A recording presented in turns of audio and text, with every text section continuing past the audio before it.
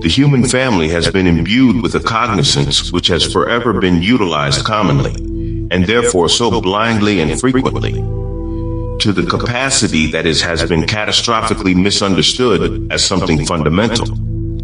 And this is the misconception of getting old. As time is indeed a sacred reality, the human being has no concept of when he or she will be removed physically from the earth and onto the following state of existence, which is all hoped to have been prepared as an ordained precondition. And thus, the reality of life unto the death state is in fact unknown to each living human being in regards to time, in spite of how long the organism has had its place and ventured time upon the planet, according to the fallacy of mankind's conceit of asserting to know when each human organism will cease to function effectively for the preservation of the living journey individually. When a human being's time upon the earth is appealed, this is the ordainment of what is known and understood as destiny and therefore purpose.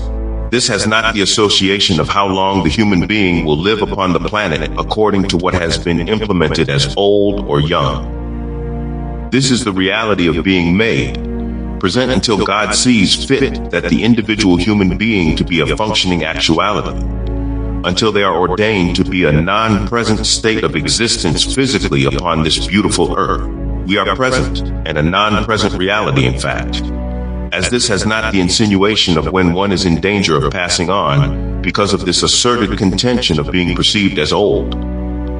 The creator of all functioning realities is blessed with time as an inviolable actuality. We are present, and then we are non-present physically, however leaving behind an impact and effect upon those who loved us, who knew of our existence, and even those who did not come in contact with us, but only have the knowledge of our journey by way of those in whom were affected by our time of presence, based upon principles of action, in accords to our behaviors towards the world in regards to human relationship. We are ordained to be present, and then non-present. This simple truth has not the necessity of the implication of the old and young ideology. This is said because an ideology is a declaration of transparency, when what is sacred can never be a transparent actuality. The fundamental function of life and death is being present and then being non-present. You may ask, how can one exist as a non-present if their organism has met its ending upon the earth? As what was said before, by way of the impact which each human being has made upon humanity, and therefore human relationship based upon principles of action towards the human family.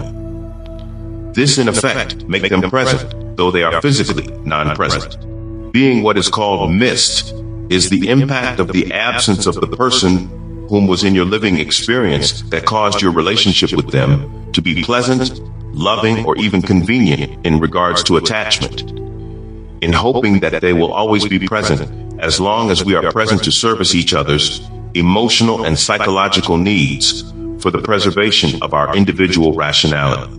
We are present inside of the earthly experience, and then we are non-present. We are not old nor young. Those are assertions of mankind, which has adulterated the pure connotation of the human mentality, causing a fear which was never created inside of the human family. Old and young is a taught affirmation which cause a weight upon the mentality of the human family, as well as the of mocking those who fit into this fallacy, which has insidiously affected the human family's intellectual state of belief and therefore function. Written by David Anthony Brayboy.